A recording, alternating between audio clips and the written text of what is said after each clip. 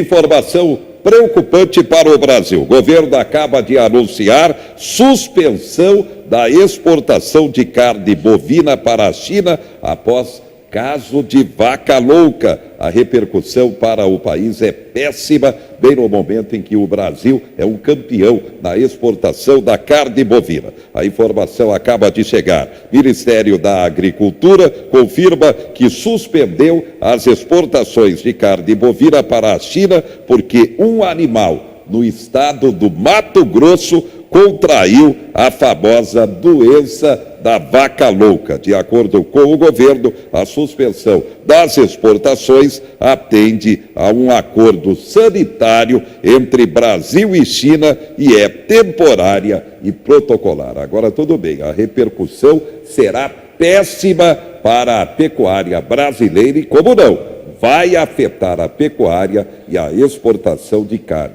Muito preocupante. Tem também os concorrentes que vão tumultuar o mercado. Podem esperar. Você tem plano de saúde? Atenção, a novidade passa a vigorar a partir desta semana. E é importante, mudança de plano, agora não haverá mais carência. Confira como será.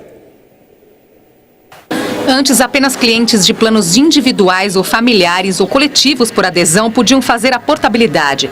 Com as novas regras, todos os clientes de planos de saúde passam a ter esse direito, inclusive os trabalhadores que antes perdiam o emprego e tinham que cumprir novas carências ao entrar em um plano fora da empresa. Mas existem algumas exigências a serem cumpridas nesses casos. Só é possível migrar de um plano coletivo empresarial para outro individual quando os dois estiverem na mesma faixa de preço. A dispensa de cumprir carência só vale para coberturas que já existiam no plano original. Novas coberturas poderão ter carência. Também é necessário estar há 2 anos no plano de origem para ter direito à portabilidade. Depois, o prazo para novas portabilidades passa a ser de 1 ano. Outra mudança importante determinada pela ANS é o fim da janela anual para a troca de plano ou de operadora. A janela era uma carência de 4 meses a partir do dia de aniversário do plano para pedir a mudança. Agora a troca poderá ser feita em qualquer tempo pelo beneficiário. Presidente Bolsonaro deve anunciar nesta semana elevação do limite de pontos perdidos na carteira de habilitação de 20 para até 40. Agora, pelo menos a princípio, dá a ideia de que é um estímulo à infração e também à violência no trânsito, no momento em que o país é um campeão mundial na violência do próprio trânsito. Hoje são 20 pontos. Vai se dobrar esse limite? Bem, quem vai explicar é o nosso convidado, especialista em trânsito, Marcos Farto. Farto, boa noite. Boa noite, Zé Henrique. A princípio parece incoerente. É ou não?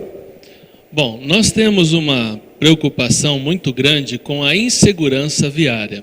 Hoje, a lei, a partir da 13.281, considera o motorista profissional categoria C, D e E como alguém privilegiado que, ao atingir 14 pontos, de 14 a 19, ele pode fazer o curso de reciclagem, o que dá a ele o direito de ter mais 19 pontos, uma soma de 38, né, antes de ser suspenso. Com essa pretensão que o governo oferece, de ampliar para 40 pontos, gera a todos nós uma preocupação enorme, porque aquele motorista, não vou dizer amador, mas de categoria A e B, coloca-os numa condição de facilitadores da imprudência, porque poderão, é como se ter uma carta branca, né? Poderão cometer até 40 pontos na CNH, 39 pontos, para só então ter o direito de habilitação suspenso. Quero lembrar que nós temos em média no Código de Trânsito 19 infrações que não precisam de somatória para gerar a suspensão. E essa suspensão varia de 6 meses a 1 ano. Então, é assim, olhando nessa tônica, para os motoristas isso é muito bom, porque eles terão menos problema com a suspensão do direito de dirigir. Mas para toda a população gera sim uma preocupação, porque o motorista não passa por nenhum curso de reciclagem, a não ser quando ele pretenda mudar a carteira de habilitação ou quando ele tem a suspensão do direito de dirigir. Isso sim é um ponto que deveria, a meu ver, necessário, a cada 2 anos e meio, a obrigatoriedade de se fazer um curso de atualização de trânsito, porque nós só damos conta da mudança quando somos surpreendidos pela fiscalização ou quando a multa chega na residência do infrator. Então é importante muito mais, na minha opinião, investir na educação do que alongar o direito de ter pontos na carteira. Isso tem que ser muito bem explicado exatamente para não dar a ideia de um estímulo à infração, à violência no trânsito. Não fala. Sim, eu tenho particularmente uma preocupação, porque eu trabalho com a educação no trânsito desde 2003, 2004. E é constante vermos que no Brasil é crescente o índice de acidentes. Não vamos olhar somente para as vítimas fatais, mas vamos olhar tão somente para aquelas que sobrevivem. Em média, mais de 250 mil motociclistas anualmente ficam com sequelas em decorrência de acidentes. Perdem braço, perna, massa encefálica, tudo por conta de um acidente. E na maioria das vezes, o acidente é provocado pelo descumprimento de uma regra, avançar o sinal vermelho, não usar o capacete, velocidade alterada e entre outras inúmeras infrações de trânsito. Então o motorista, ele tem que ter a consciência de que o seu comportamento pode lhe tirar a vida ou tirar a vida de alguém e, pior ainda, trazer aí uma condição debilitada por aquilo que poderia ter sido evitado. Então não é motivo de comemorar, é motivo de preocupação e insistir na educação. Bem, aproveitando sua presença, um motociclista ficou gravemente ferido em razão de um acidente que aconteceu na rodovia do Contorno, ali naquela região da antiga Copemar. Uma mula da rodovia e o choque de moto. Ou seja, de novo, falta de posse responsável de animal. Você comenta. Sim, é preocupante porque nós estamos no perímetro urbano. No perímetro urbano é comum termos animais atravessando as rodovias, desde animais de grande porte como animais de pequeno porte. E o motociclista, ele realmente é vulnerável em qualquer situação. Uma queda pode ser fatal e a somada à velocidade empregada pode ser irreversível. É claro, nesse momento há uma irresponsabilidade primeira do proprietário da mula, mas nada impede que esse animal tenha roído a corda e avançado no perímetro ali da circulação viária. Toda preocupação, Zé, ela causa a nós uma certa instabilidade.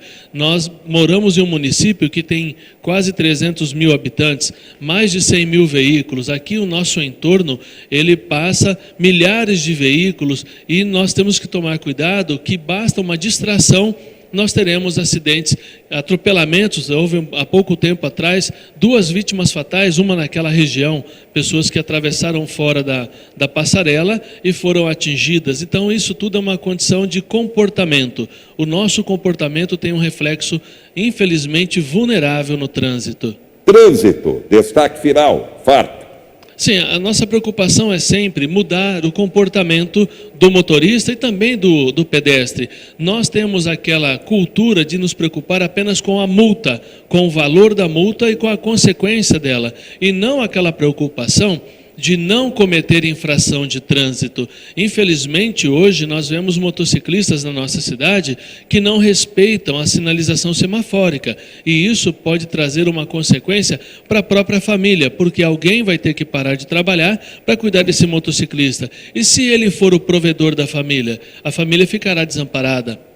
Então, todo cuidado com o trânsito, palestras, cursos, não deixar somente para o Maio Amarelo ou para setembro, que é a Semana Nacional do Trânsito. Isso deve ser uma constância, uma preocupação do empregador, do comércio e até mesmo uma discussão dentro de casa, uma orientação para os filhos, antes falar agora do que chorar depois. Muito bem. Obrigado, Marcos Farto, especialista em trânsito. E outra informação importante, após determinação da Justiça, a Entrevias, administradora da SP 333, reabriu aquela vicinal que dá acesso à própria rodovia aqui em Marília. Caso a empresa que comanda a administração, não acatasse a determinação judicial, teria que pagar multa diária de R$50 mil. Proprietários de chácaras, são cerca de 300 pessoas, estão realmente questionando o direito de ir e vir, dizendo que o fechamento da entrada da vicinal acabou impedindo essa prática. Por isso, a ação da Justiça. Agora, a Entrevias já anunciou que vai recorrer da medida.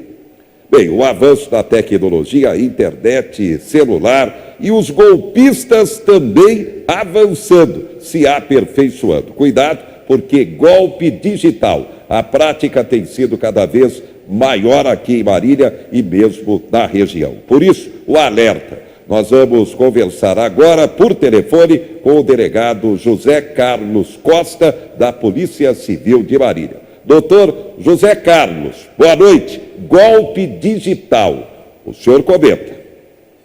O que tem mais ocorrido aqui nesses últimos 60 dias são os golpes relacionados ao site da OLX. Normalmente uma pessoa faz um anúncio num site de um veículo, o estelionatário vai lá, clona esse anúncio e oferece esse veículo com um preço bem mais acessível.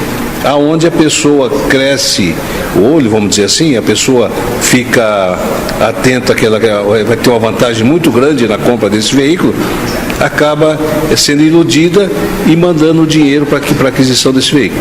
O cartão de crédito, eles fazem da seguinte forma, coisa que o banco não faz. Eles telefonam um telefone fixo da vítima, normalmente são pessoas com uma certa idade mais avançada, e diz que foi feita uma compra de um valor alto e que não é um perfil da vítima. E a pessoa acaba passando o número do cartão, o número da senha do cartão. O falso sequestro é um crime que está acontecendo já aqui em Marília, já aconteceu 4 nos últimos 60 dias. Um já está praticamente esclarecido pelo 4º distrito, onde uma senhora perdeu R$46 mil. Mas a pessoa, quando recebe um telefonema dizendo que tem um parente sequestrado, normalmente é um filho, uma filha, um neto, uma neta, ele tem que dar um jeito, ou desligar o telefone, ou pegar um outro telefone e ligar para a pessoa que disse que estava sequestrada, que normalmente, isso aí, 99,99%, são os golpes, a vítima fica tão nervosa, tão perturbada, acha realmente que é um filho, que é um neto, que está gritando do outro lado do telefone que está sequestrado. Obrigado ao delegado José Carlos Costa. Tá aí, a coisa não é brincadeira não. Quando a oferta é demais, você tem que desconfiar. Tá aí a dica importante, esse comentário do delegado, exatamente para que pessoas não continuem caindo nesse tipo de golpe. Bem, vacinação contra a gripe no estado de São Paulo. A meta de cobertura vacinal não atingiu nem 70% em todo o estado por enquanto. Aqui em Marília, o índice está mais elevado, em torno de 80%. Bem, a campanha prorrogada com uma novidade porque agora está estendida a toda a população e não apenas aqueles grupos de pessoas, grupos prioritários. Quem comenta é a coordenadora da campanha de vacinação em todo o estado de São Paulo, Helena Sato. A prioridade da vacinação contra a gripe ainda é para aquele grupo que inclui idosos, gestantes e crianças. Mas a partir de hoje, qualquer pessoa pode procurar o posto de saúde mais próximo da sua casa para também receber a vacina. Aqui nesse posto onde nós estamos, no bairro de Pinheiros, em São Paulo, nas primeiras horas desse primeiro dia da vacinação aberta, 150 pessoas já procuraram o posto. A doutora Helena Sato coordena coordena todo esse trabalho. Por que abrir para todo mundo agora? Sobrou muita vacina, doutora? Então, até sexta-feira, em todo o estado de São Paulo, já vacinamos cerca de 10 milhões de pessoas, chegamos a uma cobertura em torno de 74%, e então, de acordo com a orientação do próprio Ministério da Saúde, a partir dessa semana em todo o país, a campanha de vacinação, a vacina contra o vírus influenza está sendo aplicada para qualquer pessoa da população. É importante reafirmar a importância das pessoas, dos grupos prioritários, comparecer ao posto de vacinação. Ela é fundamental, pois o grande benefício dessa vacina é prevenirmos pneumonia e internação hospitalar. E quem vier ao posto pode aproveitar e também tomar as outras vacinas. Isso mesmo, as nossas equipes estarão atualizando o esquema de vacinação. Então, por exemplo, para os adultos, aproveitamos o momento para atualizar o esquema da vacina contra a difteria e contra o tétano, né? Então, e se for para as crianças, as outras vacinas também que fazem parte do calendário vacinal. Tá aí, procurar a unidade de saúde mais próxima então. Daqui a pouco, na semana de alerta à cefaleia, dicas importantes para você. Evasão escolar continua preocupando. A famosa tenda do Pai Tomás completa quase 60 anos. Já, já.